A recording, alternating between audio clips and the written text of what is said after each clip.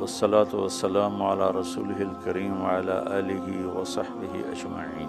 جو بھی بہن بھائی بچے بچیاں سن رہے ہیں سب کو میری طرف سے عید مبارک ہو۔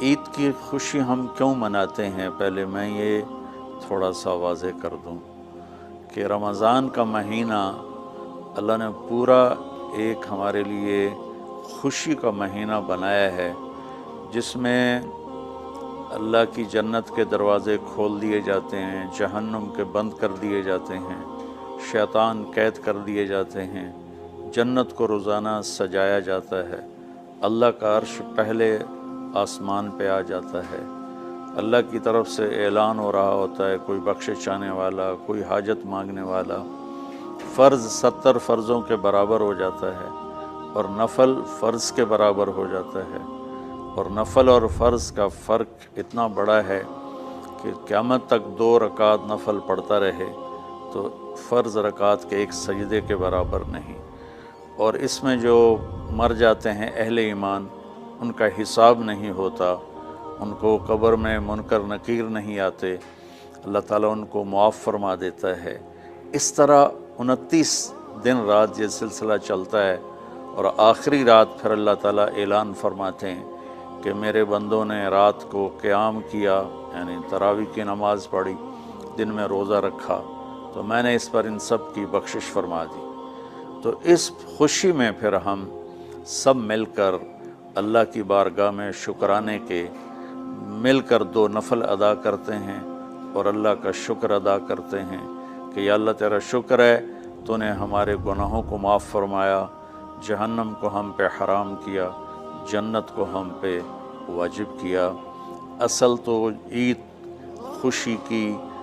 کی خوشی کی یہ وجہ ہے۔ آپ عید کے لیے غسل فرماتے تھے اور اپنے کپڑوں میں سے اچھے کپڑے منتخب فرماتے تھے، اور فجر کی نماز کے بعد آپ اشراق نہیں پڑھتے تھے اس دن، باقی آپ کی ساری زندگی کا معمول تھا کہ فجر کے بعد آپ اشراق پڑھتے تھے، لیکن اس دن آپ اشراق نہیں پڑھتے تھے، غسل فرما کے پھر کچھ کھا کے، کوئی میٹھی چیز، کھجور ہی عام طور پر ہوتی تھی، کھجور کھا کے پھر آپ عیدگاہ کی طرف تشریف لے جاتے تھے اور پہلے نماز پڑھاتے تھے، پھر خطبہ ہوتا تھا، اور اس کے بعد جس راستے سے آپ جاتے تھے اس راستے کو چھوڑ کر پھر اور راستے سے گھر واپس آتے تھے، پھر وفود سے ملاقات کرتے تھے، سرداروں سے، صحابہ سے ملاقات کرتے تھے، اس میں کچھ کھانوں کا اہتمام بھی ہوتا تھا۔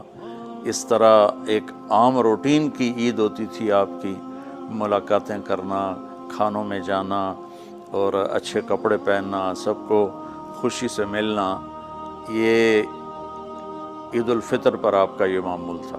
باقی جو اداسیاں ہیں، ڈپریشنیں ہیں، اس کی وجہ آپس کی محبتوں کا کم ہو جانا ہے، اور دنیا کی ایسی دوڑ جس نے اپنے آپ کو بھی بھلا دیا ہے، اور آپس کی نفرتیں ہیں اور آپس کے بغض، حسد ہیں، ان منفی جذبوں نے ہماری خوشیوں کو دھندلا دیا ہے، ورنہ رمضان کا ہر لمحہ خوشی کے لیے ہے، اور عید اس کی بھیک ہے، اور پوری زندگی اللہ راضی ہو رہا ہو تو خوشی ہی خوشی ہے۔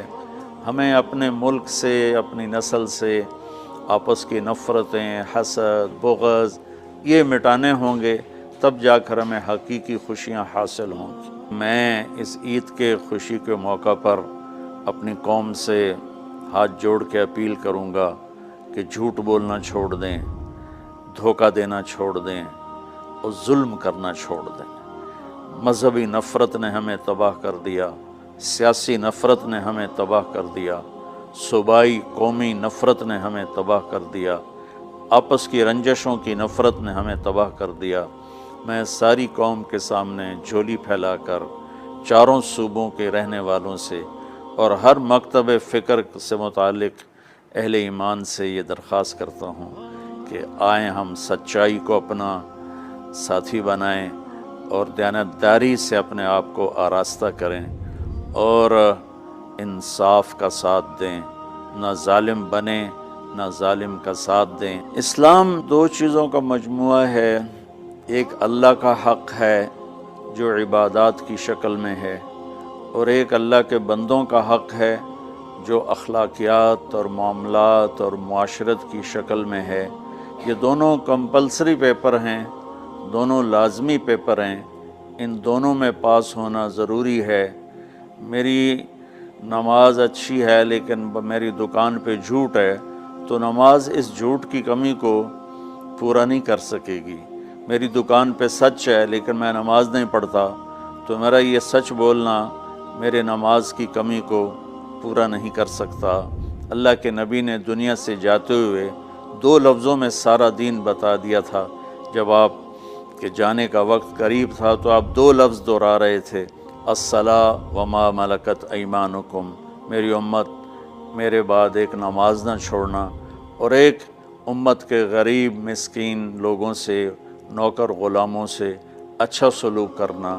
یہ 2 الگ الگ ڈیمانڈ ہیں۔ جیسے پانی پینے سے روٹی کی کمی پوری نہیں ہو سکتی اور روٹی کھانے سے پانی کی کمی پوری نہیں ہو سکتی، یہ دونوں الگ چیزیں ہیں۔ اخلاق کو عبادت کی کمی پر نہیں کر سکتی، اور عبادت کی کمی اخلاق کو اور اخلاق کی کمی کو عبادت پورا نہیں کر سکتی۔ ان دونوں چیزوں میں پاس ہونا ضروری ہے، تب جا کر ایک معتدل معاشرہ وجود میں آتا ہے۔ ایک حدیث سنا کے بات ختم کرتے ہیں۔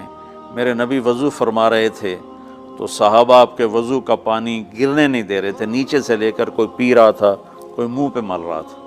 تو آپ نے فرمایا ما یحملکم علی ھذا، یہ کیا کر رہے ہو؟ وہ کہنے لگے یا رسول اللہ، اللہ اس کے رسول کی محبت میں کر رہے ہیں۔ تو آپ نے فرمایا میں تمہیں بتاتا ہوں اللہ اس کے رسول سے محبت کرنے والا کون ہوتا ہے۔ فَلْيُصْدِقِ الْحَدِيثَ إِذَا حَدَّثَ، اللہ رسول سے محبت کرنے والا وہ ہوتا ہے جو ہمیشہ سچ بولتا ہے۔ فَلْيُؤَدِّ الْأَمَانَةَ إِذَا تُؤْمِنَ، جو ہمیشہ امانت داری سے کام لیتا ہے، کبھی دھوکہ فراڈ نہیں کرتا۔ فَلْيُحْسِنْ جِوَارَ مَنْ جَاوَرَهُ، اور جو ہمیشہ اپنے پڑوسیوں کے ساتھ اچھا سلوک کرتا ہے، پڑوسی اپنے ہوں، غیر ہوں، مسلم ہوں، نان مسلم ہوں، وہ ان کے ساتھ اچھا سلوک کرتا ہے۔ یہ 3 نشانیاں ہیں عشق رسول کی۔ یہ 3 باتیں میری قوم اپنا لے تو یہ اندھیرے اجالوں میں انشاءاللہ تبدیل ہو جائیں گی۔ دنیا کے لیے قانون ہے اللہ تعالیٰ کا کہ جس قوم میں انصاف، دیانتداری اور سچائی ہوگی انہیں اللہ عروج دے گا، وہ مسلم ہو یا نان مسلم ہو۔ اور جن ملکوں میں، قوموں میں بددیانتی ہوگی، ظلم ہوگا، جھوٹ ہوگا، وہ زوال کا شکار ہوں گی۔ ساری ویسٹرن دنیا تو لیڈ نہیں کر رہی، ہمارے جیسے ملک بھی ہیں جہاں یہ ساری چیزیں ہیں تو وہ ہماری طرح ہی ذلیل ہیں اور ہماری طرح ہی وہ خوار ہیں۔ چند ایک ملک ہیں جنہوں نے ان چیزوں کی رعایت کی ہے تو وہ اس وقت لیڈنگ رول میں ہیں، لیڈنگ ماڈل میں ہیں۔ تو دنیا کے لحاظ سے تو یہ قانون ہے کہ سچائی، دیانتداری اور انصاف قوموں کو اونچا لے جائے گا۔ آخرت میں اللہ تعالیٰ نے اعلان کیا ان اللہ لا یغفر ان یشرک بہ ویغفر ما دون ذلک لمن یشاء۔ آخرت میں کامیابی کا آخری فیصلہ ایمان پہ ہوگا کہ اللہ تعالیٰ کا فرمان ہے میں شرک معاف نہیں کروں گا، اس کے علاوہ میں جسے چاہوں معاف کر دوں۔ تو ہماری 52 کے قریب اسلامی ریاستیں ہیں، وہ سب بری طرح اس زوال کا شکار ہیں، جس کی بنیادی وجہ یہ 3 ہے جس کو میں بار بار آپ کے سامنے دہرا رہا ہوں۔